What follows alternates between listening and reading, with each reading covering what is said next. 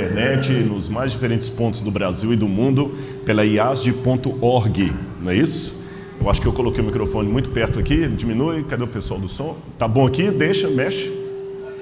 Tá bom? Então tá certo. E é muito bom nós estarmos aqui. Existe um teórico americano chamado Albert Bandura. Eu não sei se ele é americano ou ele mora... a nacionalidade dele, ele foi professor em Stanford. E ele fala do conceito de modelagem baseado em Vygotsky. E o conceito de modelagem é que as crianças sempre aprendem pelos exemplos que elas veem. E eu vi isso muito claro aqui, né?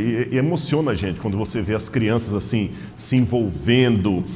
Eu achei interessante como é que eles pegam assim com firmeza aquilo ali, com seriedade. Eles estavam ensaiando ali como é que ia segurar a cestinha, a salva, né? Na hora do louvor, teve um que veio aqui, pegou o microfone todo empolgado. Eu acho que está dando microfonia aqui. Ele pegou o microfone todo empolgado aqui e veio até aqui à frente e falou, e ali na frente, olhando o amém deles, eu falei, puxa vida, alguns até imitando a linguagem de sinais. Aliás, bom dia para todos aqui também, viu, da linguagem de sinais. Eu fiquei achando interessante aqui como é que faz. A parte mais fácil foi quando ele traduziu em linguagem de sinais a orquestra. Essa eu aprendi. Você sabe... Já que você sabe linguagem de sinais, o que significa isso aqui, ó?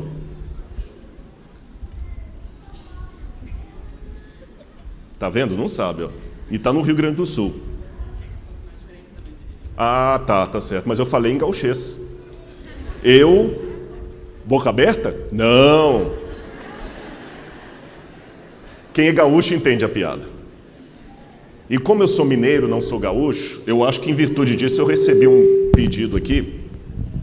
Eu sou mineiro. Pastor, se possível, fale rapidamente sobre o queijo.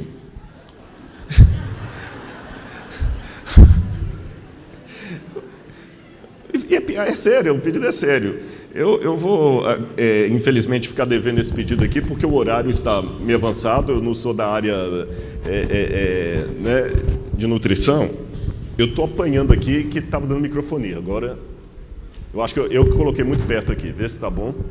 Desculpe eu estar regulando isso aqui, gente, mas como professor eu sei que se o som não tiver bom, você já tem ruído de comunicação, e o som que eu ouço aqui da frente é diferente do de vocês, que eu ouço pelo retorno. Quem é músico sabe disso. Então eu pergunto, para vocês está bem o som? Porque para mim aqui está dando microfonia direto no retorno. Por isso que eu estou toda hora mexendo aqui. Muito bem, irmãos, eu queria agradecer ao pastor Álvaro por me ceder o púlpito. Realmente ele foi nosso pastor ali no NASP. O interessante é que lá ele falava um pouquinho diferente, não tinha esse negócio de tu tá te arrumando. Ele mudou um pouquinho, viu? Em São Paulo era diferente o sotaque. Eu quero convidar a todos que meditem comigo um pouquinho nessa manhã, você que está em casa também, sobre a história de Moisés. E nisso eu gostaria de intitular o sermão com um tema um tanto curioso: o cajado de Moisés. O cajado de Moisés. Que sermão eu poderia fazer baseado num tema como esse, ainda mais procurando falar da fidelidade às coisas de Deus? Vamos abrir a Bíblia onde começa a história de Moisés, no livro do Êxodo. Êxodo, capítulo 3, versículo 5. Você conhece a história? Moisés nasceu no Egito, foi educado para ser filho da filha de Faraó. Ele foi preparado para ocupar o trono do Egito. Moisés estava sendo colocado para ser um dos homens mais poderosos da terra em seu tempo, algo semelhante ao presidente dos Estados Unidos da América. E Moisés, um dia, cometeu uma bobagem. Ele matou um egípcio na tentativa de salvar o povo hebreu, fugiu porque assassinou o egípcio e foi parar em Midian. E ficou como pastor de ovelhas em Midian por aproximadamente 40 anos. A Bíblia dá números redondos, mas pode ter sido 38, 35, 40 anos é o número que a Bíblia dá. E ali em Midian, um dia ele teve um encontro que marcou a sua vida, um encontro com a presença gloriosa de Deus.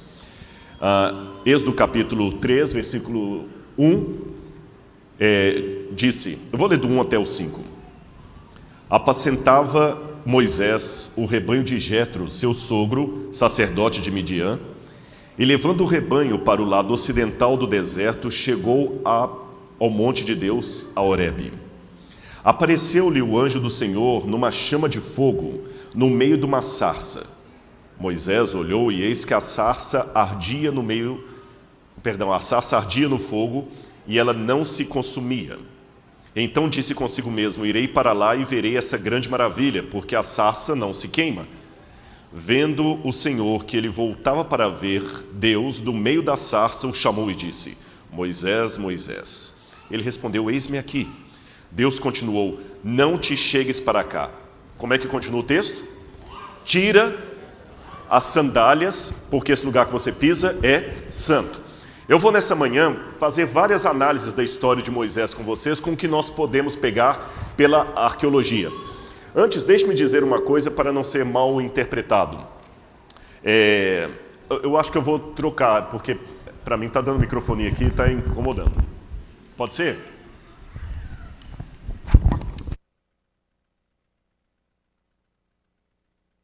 Alô? Pronto, esse aqui está melhor. Pelo menos para mim aqui deu uma diferença. Para vocês também, né? Mas vocês entenderam o que eu falei até aqui? Eu pensei que o assim era só para educação, então. Deus, acima de tudo, é um pedagogo. Deus é um sujeito, um ser didático. E como ser didático, Deus fala com cada cultura, com cada povo, com cada etnia, numa linguagem que eles podem entender. Eu vou explicar para vocês, especialmente aqueles que não conhecem tanto a Bíblia, estão começando agora, ou mesmo quem já estuda, como é que funciona esse processo da revelação de Deus. Deus revela coisas da eternidade, coisas do Supremo, do céu. Imagine que você pegue um índio que nunca teve contato com a civilização, nunca. Ele nasceu e criou no meio da selva amazônica, só vendo árvores, macacos, animais, outros índios. Você pega esse índio adulto, coloque uma venda nos olhos desse índio e traga o índio até ao centro de Porto Alegre. E deixe o índio por 1 hora contemplar tudo o que ele puder. Pessoas tirando selfie, falando ao telefone. Tem metrô aqui em Porto Alegre? Tem? Um trem, né? Pegando um trem aqui em Porto Alegre, vendo os navios ali no Guaíba, o próprio Guaíba. Depois você coloca a venda nos olhos desse índio e o leva de volta até a floresta. Quando ele acordar lá no meio dos outros amigos, a primeira sensação dele vai ser qual? Espanto. Segundo, ele não vai aguentar ficar calado. Ele vai querer contar para os demais o que ele viu. Mas quando ele for contar para os demais o que ele viu, o que vai acontecer? Falta-lhe vocabulário. E os outros índios não viram o que ele viu. Ele vai tentar traduzir para eles numa linguagem acessível. Talvez, ao invés de falar de um helicóptero, ele vai lembrar de uma libélula. Ele vai falar que ele viu uma libélula grande no céu com pessoas na barriga dela. E se houver um antropólogo junto com ele, eles vão falar, mas como é? Aí o antropólogo vai falar, isso aí chama helicóptero. E os outros índios vão perguntar, mas como é que é um helicóptero? É exatamente como ele falou, é como se fosse uma libélula gigante com pessoas dentro dela. O que o antropólogo e o índio estarão fazendo? Estarão traduzindo para uma realidade local coisas muito maiores do que aquela realidade. Entenderam isso aí? Sim ou não? Pois saibam que nós, perante as coisas do céu, somos menos do que pessoas que nunca saíram da floresta contemplando a cidade grande. Então a Bíblia, os profetas, são Deus falando com sotaque humano. E no sotaque humano, Deus traduz. O céu não é um decalque do que o Apocalipse falou, mas também não é simbólico. O céu é real, Mas Deus mostrou a Nova Jerusalém para João numa linguagem que ele pode entender. Então não adianta a gente ficar agora fazendo medida. Nova Jerusalém deve ser do tamanho de Nova York, deve ser do tamanho de São Paulo, tal, tem tantas medidas. Aquilo ali é a forma que Deus usou de mostrar o inefável para um profeta chamado João. E em falar na sua cultura, Deus também respeita a cultura da pessoa até um determinado limite. Por quê? Porque senão aquela pessoa não entenderá a mensagem dele. Por exemplo, o povo de Israel que saiu do Egito era um povo massacrado pela escravidão, era um povo inculto, era um povo duro. Os homens não eram corteses com as mulheres, eram homens brutos, homens do deserto. Imagine a mulher menstruada no meio do deserto com aquele monte de homem. Eu não sei se eles teriam as noções de higiene que nós temos hoje, de respeitabilidade pela mulher. Eu não sei se a mulher teria aquele direito de falar assim, não, meu bem, eu não estou bem hoje, porque eu estou... Nem entenderiam. Se Deus fosse dar uma aula de medicina para os homens, ia ser uma bagunça tão grande. Então o que ele falou? Moisés, fala com eles o seguinte, quando a mulher estiver menstruada, ela está impura. O homem não pode tocar nela, senão ele vai estar impuro também. Ah, é? Tá bom. E a mulher era retirada do arraial, não por machismo, mas para proteger a mulher naquele momento, que aí o marido não ia incomodá-la, ela ficaria com outras mulheres na mesma situação. Então nós temos que fazer esse filtro sociológico quando nós lemos a Bíblia, se não fora de contexto, parece que Deus foi um déspota, um racista, um machista, qualquer coisa assim. Quem diz que mulher menstruada é impura? Aí alguns até hoje pegam esse texto e mulher quando está menstruada não pode subir ao púlpito, não pode pregar, não pode... Vocês entenderam a questão? Entenderam o texto no seu contexto? Deus, então, não é que ele mente, mas ele fala numa linguagem que as pessoas possam entender, porque Deus é didático. Eu vou dar mais um exemplo para ter certeza que a minha mensagem não vai ser mal compreendida. Quando alguém espirra, por educação nós dizemos o quê? Saúde. Sabe de onde veio esse hábito? Na Idade Média, acreditava-se que quando a pessoa espirrava, a alma da pessoa saía pela boca. Então, uma forma de garantir que a alma voltasse era dando uma bênção para ela. Por isso que em inglês é bless you. Bendito seja. Para que a alma voltasse. O tempo passou e existem semânticas. E hoje, quando alguém espirra, eu sou adventista do sétimo dia, eu tenho uma doutrina bem formulada sobre o estado do homem na morte, o que é a alma, como muitos de vocês. Mas mesmo assim, se alguém espirrar, eu vou falar saúde. E se Jesus estivesse aqui hoje, Jesus também diria saúde. Isso não significa que Jesus estava endossando a crença que a alma sai pela boca. E também não significa que Jesus estava dizendo que uma vez que você espirrar, se o outro falar saúde, é que você não vai gripar. Jesus não está dando um conselho sobre reforma de saúde, se ele estivesse aqui e dissesse saúde para você, ele estaria sendo apenas educado. Agora, pegar isso ao pé da letra, não, quando alguém espirra, um bom remédio é falar saúde, que a pessoa se cura. Ficou claro para a igreja, para quem está entendendo, assistindo em casa, o que significa esse negócio de Deus falar na cultura? Agora vocês estão prontos para eu entrar na história de Moisés.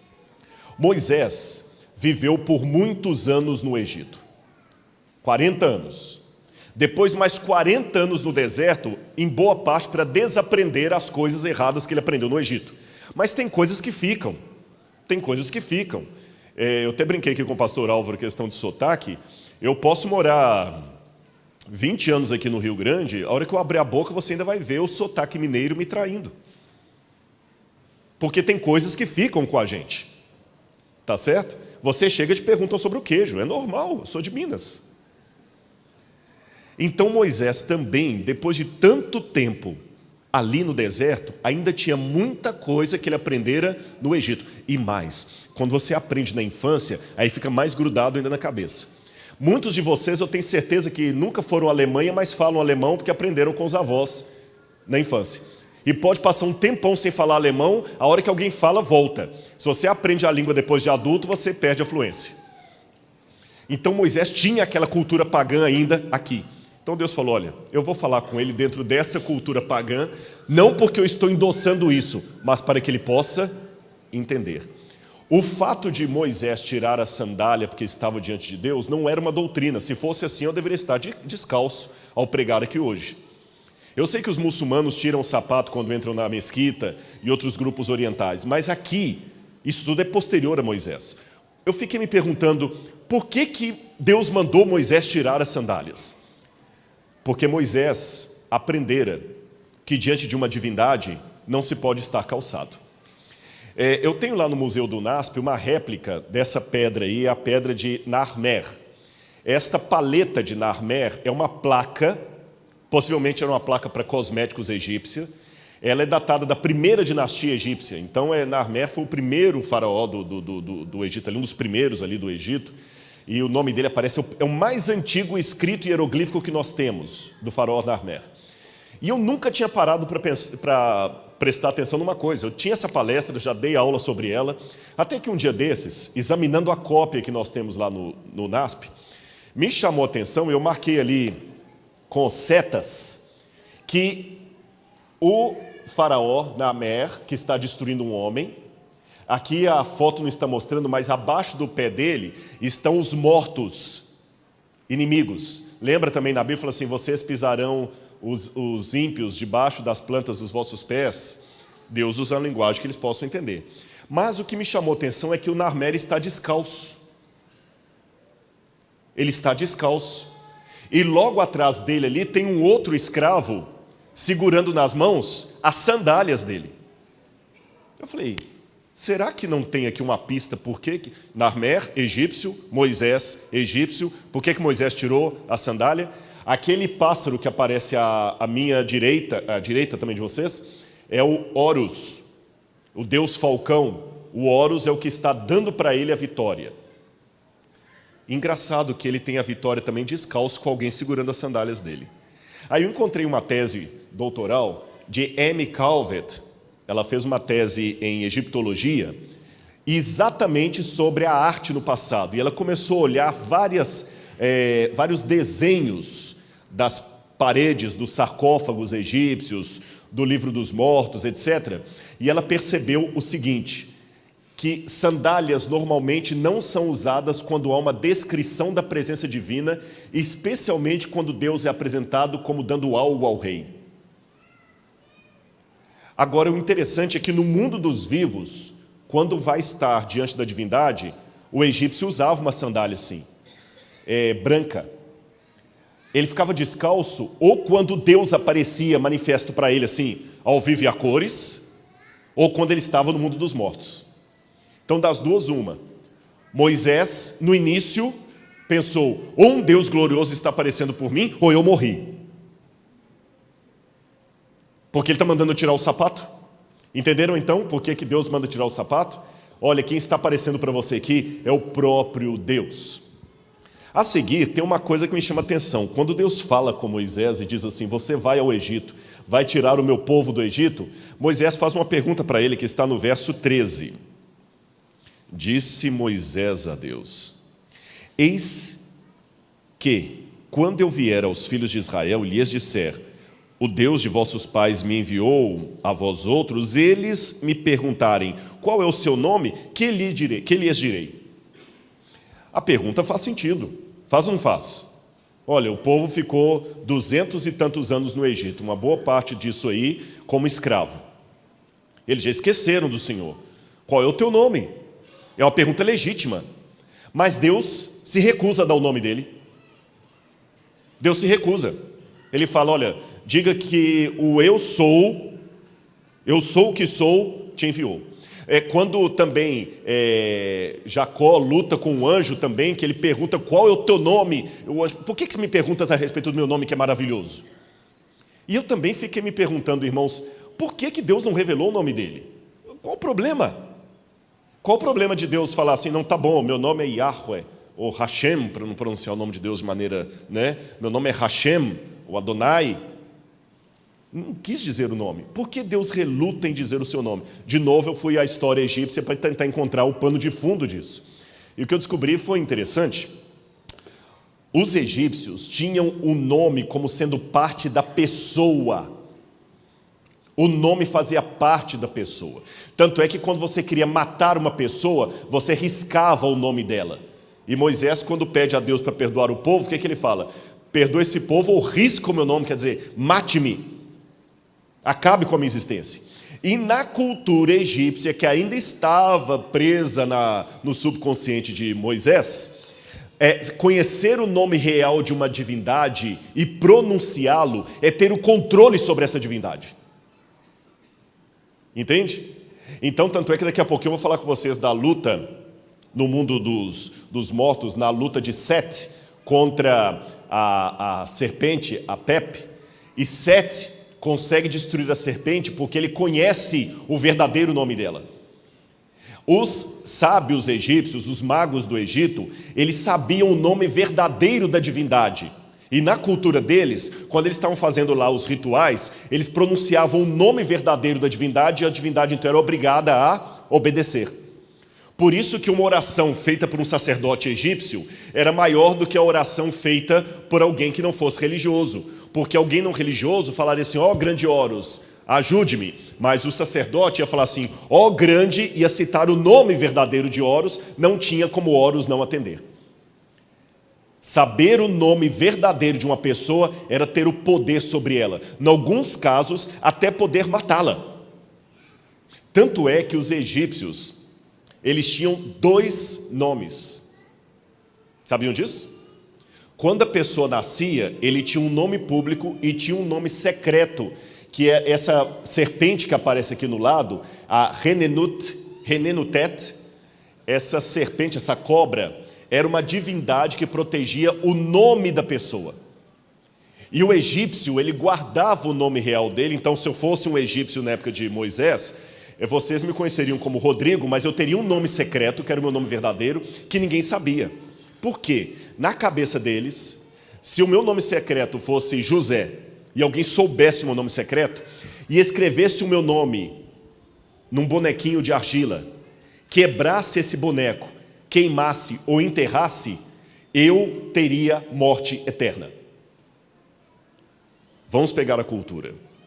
Saber o nome de uma divindade é ter o controle sobre ela. Se Deus falasse com Moisés, meu nome é Yahweh ou Hashem, Moisés poderia supor que ele teria um controle sobre aquela divindade. E Moisés tinha o mau hábito de querer fazer as coisas por conta própria. Lembra que ele matou o egípcio para resolver por conta própria? Então Deus falou assim, eu não vou te falar o meu nome para que você não pense que você pode ter o controle sobre mim. Eu que sou o Deus aqui. Ficou claro isso para vocês? Esse bonequinho que vocês estão vendo ali é o texto de execração, já vários foram encontrados no Egito. É quando você escreve o nome da pessoa, quebra aquela argila ou boneco, enterra, cospe naquilo ali, então você acaba matando a pessoa na crença deles. Na crença deles. Deus então não revela o seu nome e manda Moisés lá, mas aí começa agora o impasse.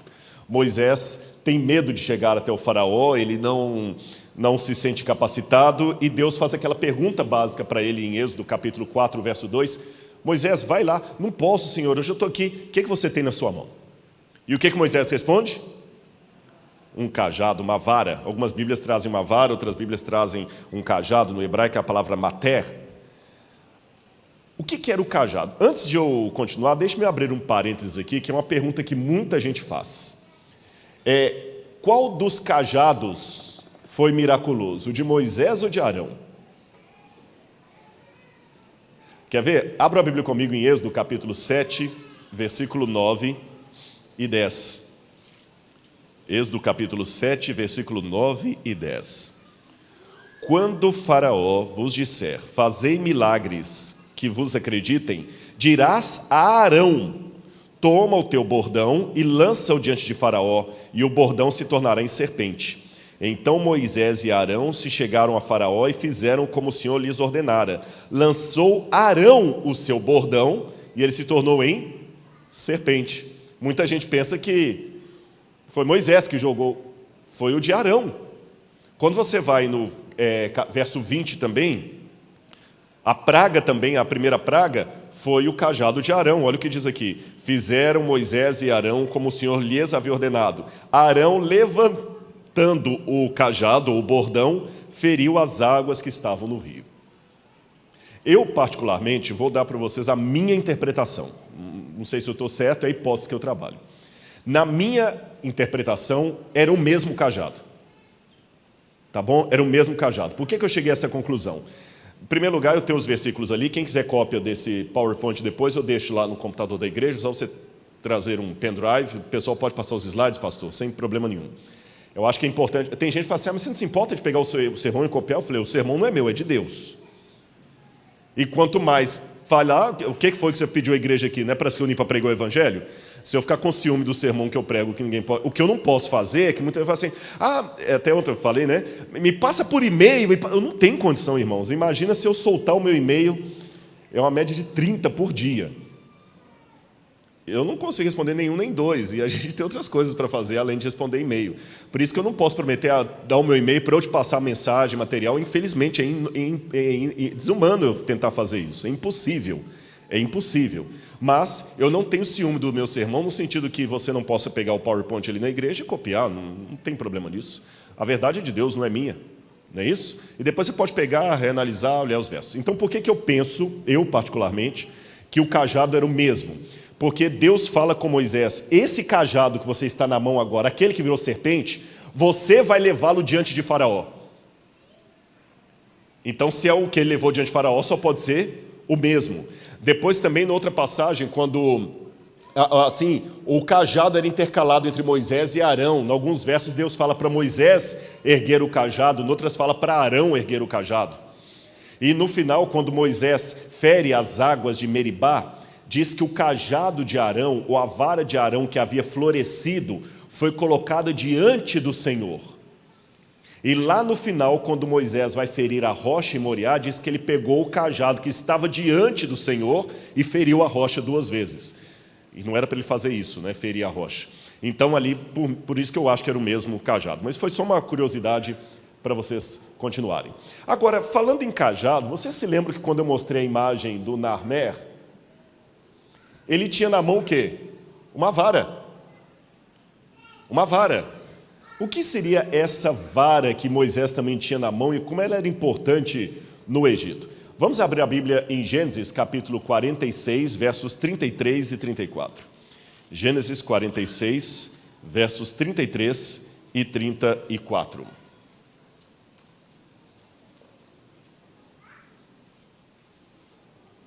Aqui é a história de José do Egito. E ele diz para os irmãos dele: quando, pois, Faraó vos chamar e disser qual é o vosso trabalho, respondereis: teus servos foram homens de gado, pastores, portanto, desde a mocidade até agora, tanto nós como nossos pais, para que habiteis na terra de Gósen, porque todo pastor de rebanho é abominação para os egípcios. Aqui existe uma contradição na cultura egípcia antiga, porque de fato eles consideravam pastores de ovelhas, de gado, imundos. O egípcio se barbeava, rapava o cabelo para apresentar as oferendas dele. Ele não gostava de pelos no corpo. O egípcio não tinha. O único pelo que ele tinha era quando a criança tinha um pequeno cabelo aqui fazendo uma trancinha. Fora isso, eles rapavam por causa de piolho. Havia muito piolho no Egito. Muito piolho no Egito. Então, por exemplo, barba, você vê os egípcios, eles são sempre barbeados. José, né, quando foi apresentado diante do faraó, ele teve que se barbear. Os hebreus não, já eram barbudos, já tinham cabelo grande. E pastor de ovelha podia pegar piolho, então o egípcio não gostava. Onde é que está a contradição? É que apesar da profissão de pastor estar na base da pirâmide, sabe qual que é o símbolo máximo no topo para Faraó? Pastor. Faraó é considerado o pastor dos homens perante os deuses. Então você tem, por exemplo, aqui essa imagem de Sete I. Sete era o pai de Ramsés. O Sete é o maior, é o pai. O Ramsés, famoso Ramsés II, é o que está atrás dele. O que vocês estão olhando nas duas mãos de Sete? Sete I. O que ele tem? Um cajado e uma vara. Lembra que no Salmo 23 fala: a tua vara e o teu cajado me consolam. Em virtude do tempo, eu não vou ler as outras passagens, mas elas falam de 2 instrumentos, da vara e do cajado. Em Samuel fala que a vara, ao que dá a entender, era um instrumento de batalha, de guerra, de proteção. Por isso que ela aparece como uma clava, como um club, como é que fala? Bastão. Às vezes é como se fosse um bastão. Por exemplo, Davi usou a vara para poder matar o urso que veio atacar o rebanho. A vara ou o bastão, eu não gosto muito dessa tradução vara, porque dá a entender que é uma coisa fina. Eu sei que a Bíblia traduz por vara, mas essa tradução dá uma coisa fina. A vara era mais um bastão, um porrete mesmo. Estão vendo na mão do... E o outro, que era o cajado, parece um cabo de guarda-chuva, é que quando a ovelha caía num buraco, o pastor tirava a ovelha por aquilo ali e içava, literalmente. E repito o Salmo 23. O Senhor é o meu pastor, nada me faltará. A tua vara e o teu cajado me consolam. Você tem ali a vara e o cajado. Os dois instrumentos na mão do faraó. Isso mostra que o faraó era visto como um pastor. Tutancâmon, também em algumas estátuas de Tutancâmon, ele tem um cajado de pastor na mão. Então, quando Deus fala com Moisés, o que você tem na mão? Um cajado, importante, de pastor? É esse aí que você vai levar agora e vai, porque eu quero que você seja o pastor do meu povo. Você vai deixar de ser pastor do gado e ser o pastor do meu povo. Nesse momento, sabe o que eu acho que Moisés deve ter entendido? Ele quer que eu volte para ser faraó. Entenderam por quê? Porque pastor ele já era. Mas Deus falou para ele abandonar aquela profissão de pastor e voltar para o Egito. Então ele tinha que deixar de ser pastor. E para livrar o povo, o único que era pastor de homens era o faraó. E ele abandonou o trono do Egito porque fugiu. É como se Deus falasse, não, agora você vai voltar e vai tomar a coroa, que é isso aí que eu quero. Por isso que ele ficou com medo. Esse aqui é um outro painel de Shempe-Vepet, primeira, que era a filha adotiva de uma sacerdotisa do templo de Amon. E ali, isso aqui é depois do tempo de Moisés, isso é 700 anos antes de Cristo, mas mostra um cerimonial onde a sacerdotisa faz o papel de pastora ali com gado, ali seria o gado de corte, né? Por que o cajado de Moisés virou uma serpente ali no deserto? Lembra que eu comecei esse sermão esclarecendo para a igreja que Deus, como didático, ele vai falar numa linguagem que Moisés pudesse compreender. A serpente, a cobra, não serpente, a cobra, aquela naja, era uma divindade egípcia, que representava o alto e o baixo Egito. E você tem ali as duas. Então, quando aquilo ali apareceu para ele perseguindo-o, era o Egito que ele estava fugindo. Por isso que o cajado virou. Quando Moisés viu aquilo, é como se de repente eu pegasse uma águia e você entendesse que eu estava lembrando o símbolo dos Estados Unidos da América. Uma águia gigante. E a águia me persegue, quer dizer, eu não quero a América. Então Moisés, não senhor, eu não quero voltar para o Egito. E aquela cobra o perseguia. E Deus falou assim, pega pela cauda. Esse pegar pela cauda, muita gente pensa que Moisés teve que pegar pelo rabinho dela, que a última ponta, né? Em hebraico, algumas palavras por extensão pegam tudo. Por exemplo, iad, que é mão, pega do cotovelo até o dedo. Tudo isso aqui é iad. Por isso que os pregos de Cristo podem ter sido colocados aqui, no pulso, que tudo é mão. Tá certo? Nas mãos, te tenho gravado. Pode ser aqui, pode ser aqui. Eu acredito que foi aqui, mas isso é uma outra palestra. Mas também da mesma maneira, quando fala pega pela cauda, se Moisés pegasse pelo meio da serpente, já valia. Porque normalmente alguém que doma a serpente, pega a serpente por onde? Pela cabeça. E na cultura egípcia, se era uma serpente divina, somente pegando-a pelo corpo, ou pela cauda, você poderia ter domínio sobre ela. Olha esse quadro aqui, por exemplo, que me chamou a atenção, do deus Thoth, com 2 cetros, ou 2 cajados, e eles representando o alto e o baixo Egito. E eles têm o formato de quê? De quê? Cobra. São 2 cobras. Vocês estão vendo como é que quando a gente estuda a história bíblica, tendo como pano de fundo a história secular, muita coisa cultural começa a fazer sentido? Agora Deus vira... e tem mais uma coisa, aquele painel completo que mostra o Thoth de um lado, do outro lado você tem o faraó Ramsés. E me chama a atenção que Thoth pega uma chave da vida eterna, a Ankh, e ele leva até qual parte do corpo do faraó? Pois é, mas que parte da cabeça? Na cabeça, mas qual parte? Olho, nariz, na boca. Aquele painel significa, não tenha medo do que você vai dizer, porque eu colocaria as minhas palavras na tua boca. Deus usa o mesmo jogo de palavras com Moisés, Êxodo capítulo 4, verso 12.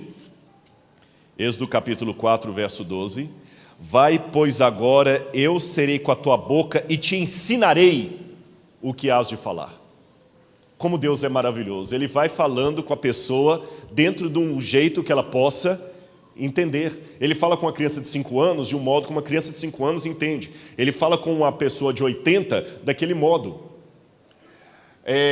Aqui é um outro exemplo também do deus Nerri, que é um dos deuses primordiais do Egito, junto com Get, com Nut, também segurando 2 cajados lá em forma de serpente. Nota que ele segura pelo corpo ali, literalmente pela cauda, que eu já falei que não é qualquer parte da extensão do corpo da serpente, é pegar pela cauda.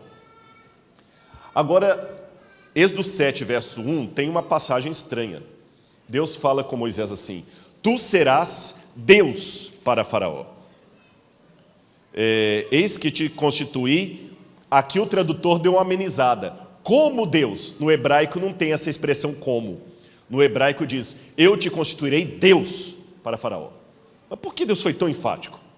É o seguinte, Faraó achava que ele era Deus em forma humana, o filho de Ra, o representante de Ra na terra, ele era Deus. Então Deus fala com Moisés assim, Faraó pensa que ele é Deus? Você que vai ser mais Deus do que ele, porque você vai me representar para ele. Eu vou mostrar para Faraó que ele não é Deus. Agora, dentro desse pedido aqui, esse sermão ficaria incompleto. Eu não estava querendo falar desse assunto, mas eu achei que se eu não mencionasse, o sermão ia ficar incompleto. É porque nesse pedido, Deus fala, você vai para lá, Moisés, mas eu endurecerei o coração de Faraó. E muita gente, eu sei que vai perguntar depois, escuta, ele pregou, mas eu não entendo essa passagem. Se Deus endureceu o coração de Faraó, Faraó não tem culpa. Não é isso? Lembra que eu disse que a Bíblia é Deus falando com sotaque humano? Lembrem-se disso? Repito, se Jesus encarnasse hoje e nascesse falando português, Jesus também ia dizer, vão com Deus. Mas essa expressão vai com Deus não significa que Deus não está lá. Não significa uma negação da onipresença de Deus. Parece que Deus não está lá, né? Venha com Ele. Deus não está em toda parte? Então essa vai com Deus, vem com Deus é uma figura de linguagem. Jesus talvez se encarnasse hoje falando português, Jesus também diz assim, estou morto de cansado. Isso não significa que Deus revelou que os mortos se cansam. Hoje, aqui, quando alguém insiste em fazer uma coisa que eu discordo, a gente acaba dando uma ordem. Eu não vou falar mais nada, não. Vai lá, faz, esquece. Não é uma ordem, mas é uma ordem simbólica. Eu não estou te mandando fazer aquilo, é porque você foi tão teimoso ou teimosa que eu falei, vai e faz. Na gramática é uma ordem, mas é apenas um símbolo. Sabe como eu diria em hebraico? Vamos supor que você quer tomar sorvete e eu acho que não deve porque a sua garganta está infeccionada. Em hebraico eu diria, eu vou te fazer tomar sorvete. Entenderam? Eu vou te fazer tomar sorvete é apenas uma forma de falar, como eu diria em português, não vou falar mais nada, vai lá, toma quanto sorvete você quiser. Por isso que Deus falou, eu endurecerei o coração do faraó. E esse aqui é um pedacinho do livro dos mortos que mostra o defunto entregando o coração dele para Horus e pedindo a Horus que o meu coração não fale contra mim no juízo. Algumas múmias surpreenderam os arqueólogos porque dentro do coração, no lugar do coração, tinha um escaravelho de pedra. E do outro lado, orações com o verdadeiro nome da divindade, para ter domínio sobre ela. Por quê? Porque no dia do juízo final, o Deus tiraria o coração da pessoa e colocaria no prato da deusa Maat, que falaria a verdade. Só que enganado pelo que estava escrito atrás aqui do escaravelho, o Deus, ao invés de tirar o coração de verdade, tiraria um coração de pedra. E como a pedra não tem memória para denunciar os seus pecados, você jamais seria condenado no dia do juízo. Entenderam a tática egípcia? Aqui é um exemplo de uma múmia, e dentro da múmia ali circulado, um escaravelho. Então, quando Deus brinca com o faraó, eu endurecerei o coração de faraó, é assim, ele acha que o coração duro dele vai livrá-lo do juízo, né? Então tá bom, eu vou deixar que isso aconteça, eu endurecerei o coração de faraó. Entenderam? Ficou claro para a igreja essa passagem? Continuando, Moisés vai para o Egito, e quando ele chega diante do faraó, ali o próprio faraó tinha uma preocupação muito grande. Então quero convidar todo mundo agora a fazer um exercício mental. Não estamos mais em Porto Alegre no dia 21 de abril de 2018. Estamos dentro do Palácio de Faraó, em algum dia do ano 1450 a.C. Sabe o que nós veríamos todo dia? O cerimonial que manteria a ordem cósmica. Qual era a ordem cósmica? Os egípcios acreditavam que o sol era o deus Khepri. O deus Khepri. E o deus sol, o deus Khepri, ele era no formato de um escaravelho, de um besouro. Lembra aquele besouro de pedra, o escaravelho de pedra, do coração? É o deus sol. Então eles acreditavam que durante o dia, o deus sol pegava a barca solar e cruzava o céu, iluminando os homens. À noite, o deus sol, o deus Khepri, ele entrava para o submundo dos mortos, por isso que ficava escuro, porque ele estava no mundo dos mortos, morto, mas ele ressuscitava na manhã seguinte e andava com a barca solar. Entenderam?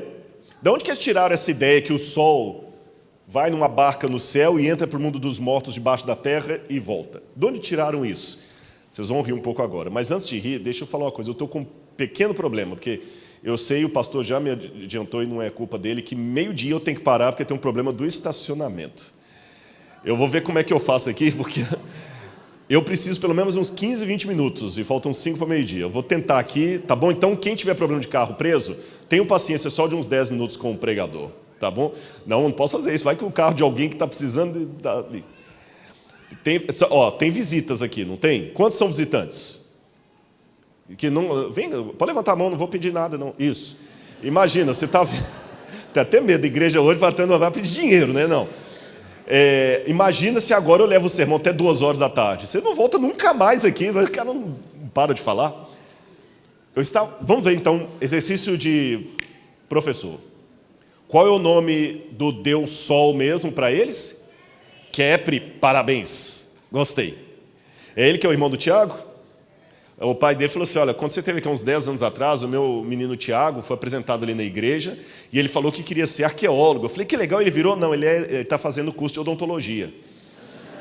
Eu falei, mas dependendo do tratamento, ele vai continuar fazendo buraco em alguém. Então, quer dizer, dá na mesma, viu? E está na família aí. Como é que é o seu nome? Diego. Vamos ver se o Diego salva a minha pátria, viu, Diego? Virando um arqueólogo no futuro.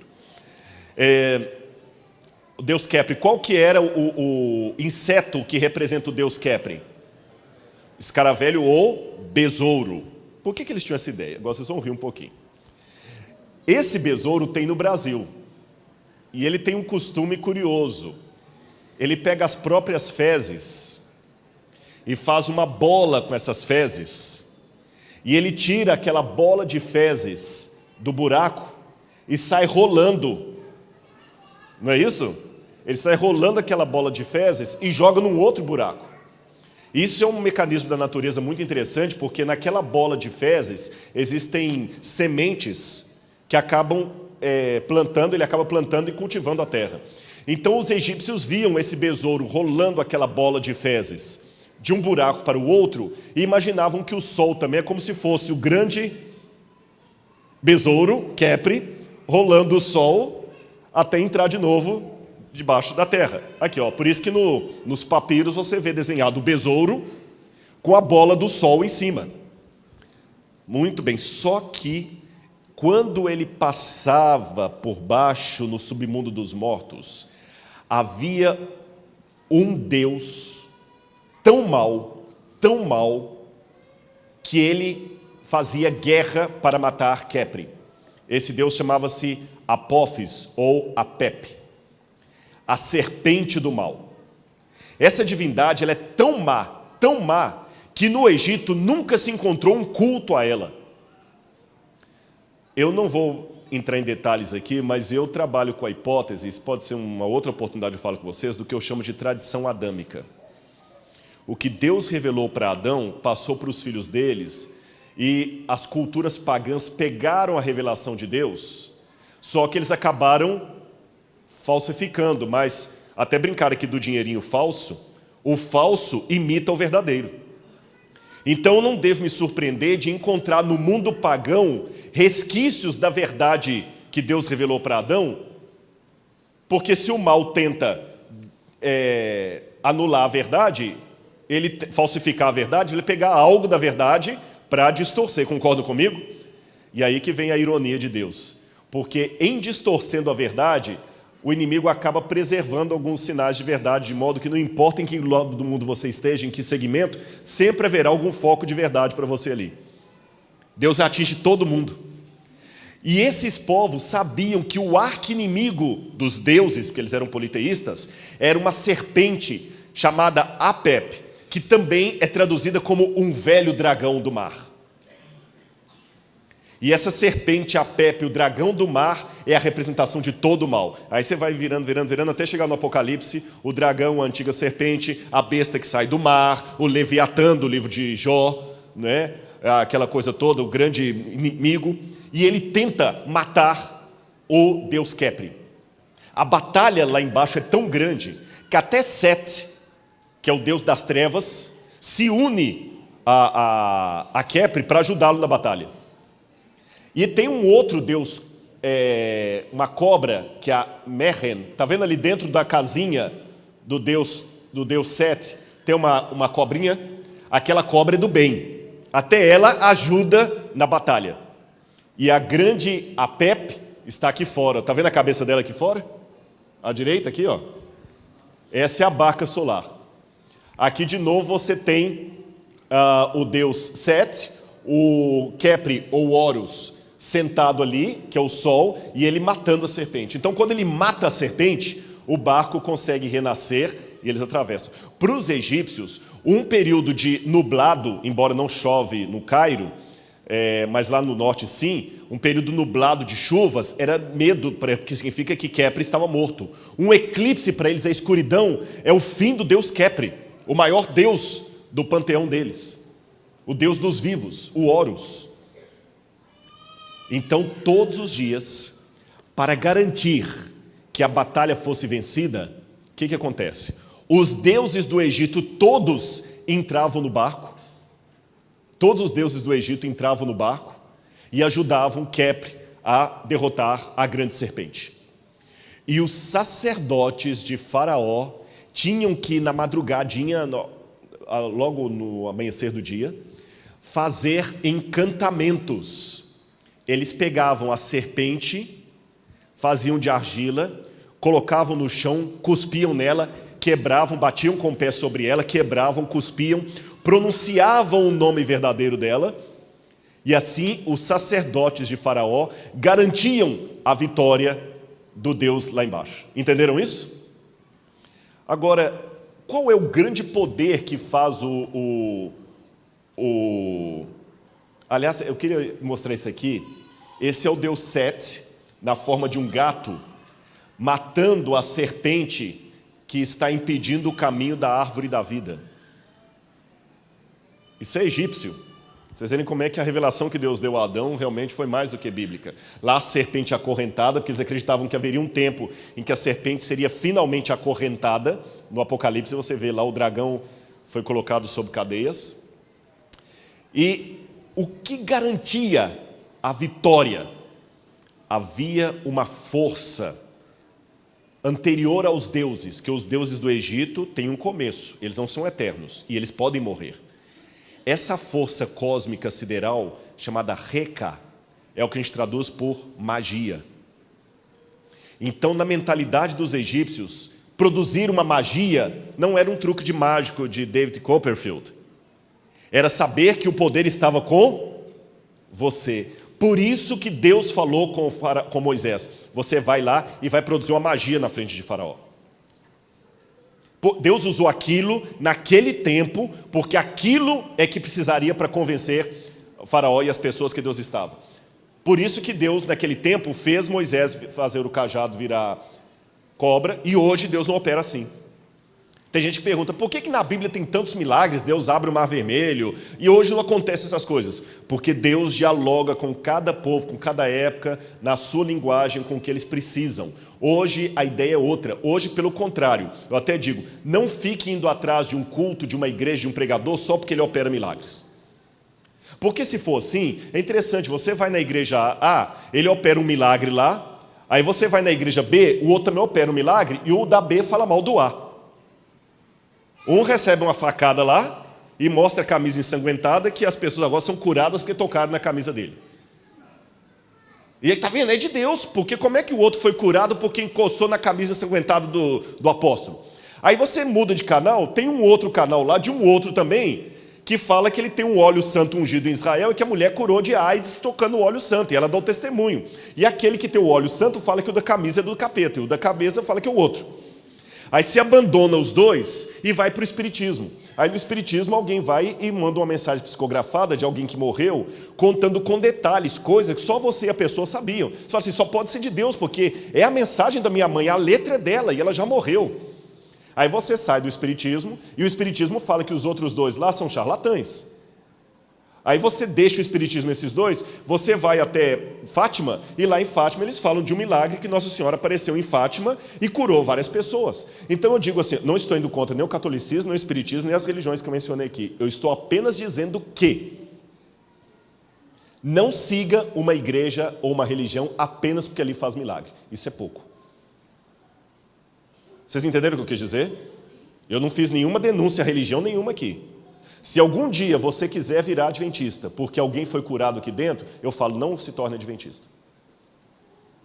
O motivo de você querer vir aqui não é porque o pastor Álvaro curou uma pessoa impondo a mão aqui, ou a pessoa levantou e veio aqui à frente. Por quê?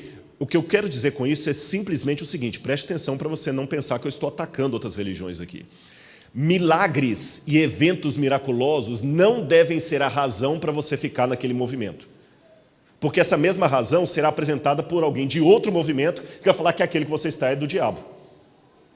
O motivo que você tem que ter para seguir alguma coisa é porque ele está condizente com a palavra de Deus. E não porque ali tem curas, tem milagre, tem prosperidade, tem isso, tem aquilo outro. Porque isso tem em todo lugar e uns falam mal dos outros. Ficou claro? Milagre não é motivo. Mas naquele tempo Deus precisava operar um milagre por uma função específica. Então por isso Moisés jogou o cajado. Aqui é o Reca, que depois foi transformado em Deus, a magia, e 2 cajados em forma de serpente na mão. A tumba do vizir, Rekhmiri, e você tem também os cajados em forma de serpente aqui, ó, mostrando que realmente isso era uma coisa muito forte para o Egito.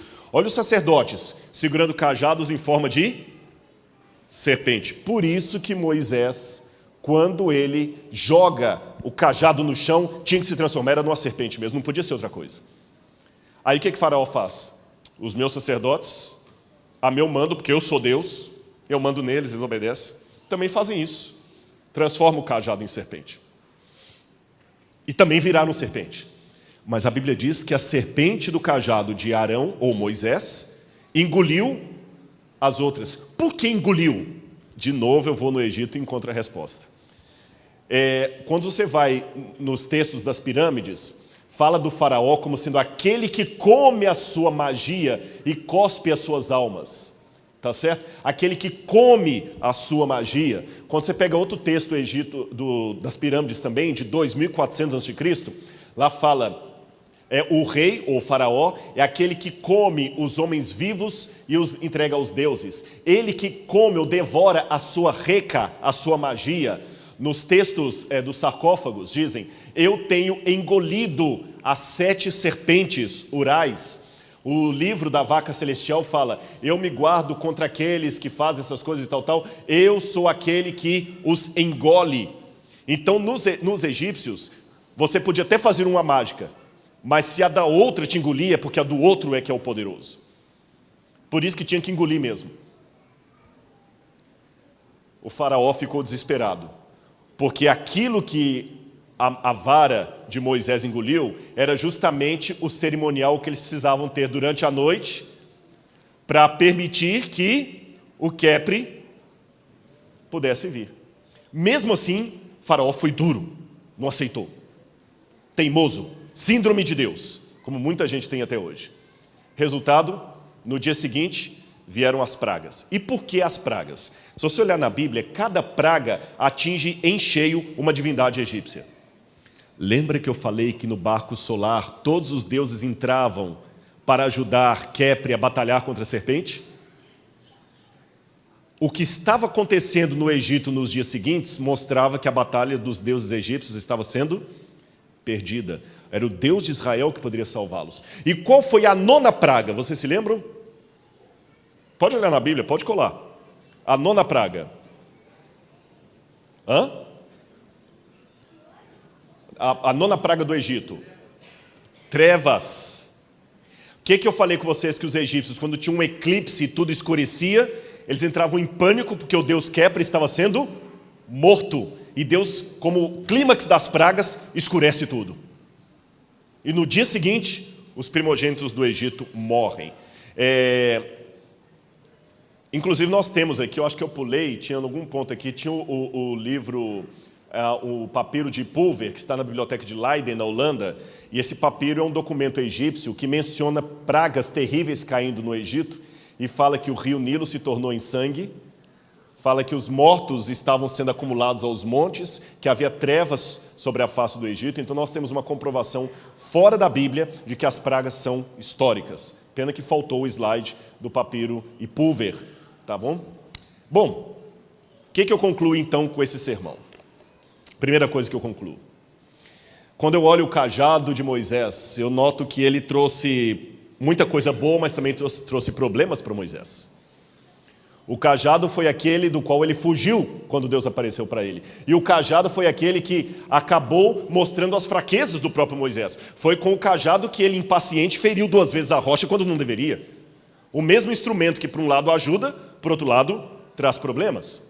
Segunda coisa que eu aprendo. O medo que Moisés enfrentou em Midian foi tão grande que fez Arão entrar na história. Era Moisés que deveria falar para Faraó. Era Moisés que Deus mandou. Mas ele estava com tanto medo, Deus falou assim, tá bom, olha, já que você está com tanto medo, Arão será o seu intérprete. Ah, tá bom, aí eu fico mais aliviado. E ele estava com tanto medo que, ao invés de ir ele à frente, era sempre Arão que falava. Quem mandou as primeiras pragas foi Arão. E quem fez o bezerro de ouro? Quem fez o bezerro de ouro? Foi Arão. Deus mostrou para Moisés que, olha, meu filho, eu posso ter misericórdia de você, mas o meu caminho é mais fácil do que você está querendo. 3.000 morreram depois lá do bezerro de ouro por causa de Arão. Podiam ter sido poupados. Número 3. O cajado serviu tanto para dar apoio como para disciplinar Moisés. Porque naquele cajado do faraó tinha uns flagos assim na frente, que era um símbolo interessante para o egípcio. Porque o mesmo cajado que salva a ovelha também a repreende quando ela precisa apanhar. A tua vara e o teu cajado me consolam. O cajado serve para salvar e para repreender. O mesmo cajado que Deus usou para dar força a Moisés, para ele conduzir, também foi para repreender Moisés. Ou seja, Moisés podia ser o pastor do povo, mas Deus ainda era o pastor de Moisés. E como pastor de Moisés, Deus vai a cada um no seu contexto. Pedagogia e didática fazem parte, tem um erro de português ali, fazem parte da providência divina. E mais, antepenúltimo ponto. O que parece ser apenas um conflito humano reflete um conflito cósmico. Porque me chama a atenção que uma das palavras mais comuns em hebraico para serpente, para cobra, é naash. Mas tem uma palavra em hebraico, tanim, que está ali no quadro, que tanim é a serpente do mar, é o dragão, é aquela serpente Apep. E quando fala que Moisés transformou o cajado dele em serpente, não fala que transformou em Naash, transformou em Tanim, em Apep, ou seja, aquela briga que eles estavam vendo entre Moisés e os magos de Faraó, na verdade refletia a briga entre os anjos do bem e os anjos do mal. E você tem que entender isso na sua vida. Toda discussão, toda situação é um reflexo do mundo espiritual. Uma pessoa que chega para você e lhe dá uma firmeza, é o Espírito Santo que está usando. E às vezes também quando uma pessoa chega no dia que você não precisa ouvir aquilo e te dá um banho de água fria, pode saber que existem forças do mal também impelindo-o a fazer aquilo ali. É um reflexo. Mais um detalhe. Deus podia sozinho tirar o povo do Egito, mas ele ainda preferiu contar com o falho e fraco Moisés. O último, Deus foi paciente com os erros de Moisés, as dificuldades dele, e mesmo tendo consequências, elas não foram sem misericórdia. Moisés não entrou na terra prometida, mas ele tem o seu lugar guardado no reino dos céus. E depois de toda essa explanação de Egito aqui, de Moisés, o que é que eu entendo? Eu termino meu sermão com esse último slide, deixando uma palavrinha que eu aprendi em hebraico, e é difícil traduzir essa palavra. E essa palavra, para mim, resume toda a vida de Moisés. É a palavra chutzpah. A primeira vez que eu fui à Itália, eu vi essa imagem de Moisés na igreja de San Pietro in Vincoli. O Moisés de Michelangelo, tão bonita aquela estátua, dele olhando assim forte, musculoso. Alguém chega até a dizer numa lenda aí que era tão perfeita a estátua que quando Michelangelo terminou de esculpi-la, ele bateu com o martelo no joelho e falou, parla! Isso é uma lenda, mas realmente parece que vai falar as veias, as artérias. Um médico veria ali uma precisão, sabe? Mas o Moisés que eu encontro na Bíblia não é aquele Moisés forte do Michelangelo. É um Moisés vacilão, fraco, pesado de línguas, que cometia erro, que perdia a paciência, mesmo sendo o homem mais manso da terra, que cometeu suas bobagens, até matou um homem. Mas ele tinha essa palavra hebraica, chutzpah. O que é chutzpah? Chutzpah é uma palavra hebraica que significa quando você tem audácia, arrogância, mas não no sentido negativo da palavra. Quando você é teimoso, quando você quer uma coisa de tal maneira que você fala, eu quero, eu vou morrer querendo isso, mas eu vou até conseguir. Lembra a viúva do juiz Iníquo? Que ela ficava todo dia batendo a porta dele? Defende a minha causa! E Jesus usa como uma coisa positiva, aqui em hebraico é chutzpah. Você lembra quando Jacó falou, eu não te deixarei enquanto o Senhor não me abençoar? Aquilo é chutzpah. Lembra quando Paulo fala, entrando com intrepidez no santo dos santos? Embora Paulo tenha escrito em grego, com certeza ele estava traduzindo a palavra chutzpah. E quando Deus viu Moisés matando o egípcio, Deus falou assim, esse camarada é atrapalhado. Ele mete as mãos pelos pés. Ele feriu o egípcio. Mas por quê? Porque ele viu batendo no seu irmão. Vem cá. Ele é meio sanguíneo, ele é meio colérico, mas eu posso usar esse moço. Ele é pesado de línguas, mas eu posso usá-lo porque ele tem chutzpah. Ele tem audácia, ele tem energia. E é isso que eu desejo para a minha vida e para a sua nessa manhã. Que você tenha chutzpah, a mesma que teve Moisés. Por isso que ele pôde chegar perante Deus e falar assim, Senhor, perdoa esse povo, ou risca o meu nome, e Deus não entendeu como uma blasfêmia. Por isso que ele chegou audaciosamente e falou, Senhor, mostra-me o teu rosto. E Deus falou, tá bom, Moisés, eu vou te mostrar a minha bondade. Tenha essa audácia, porque aí você vai entender que o mesmo Deus que conduziu Moisés vai conduzir a sua vida. E quem quer, dá um jeito. Quem não quer, dá uma desculpa. Que Deus abençoe a sua vida. Amém? Vamos ficar em pé e fazer a oração final? 15 minutos, como eu falei. Fui pontual até no atraso.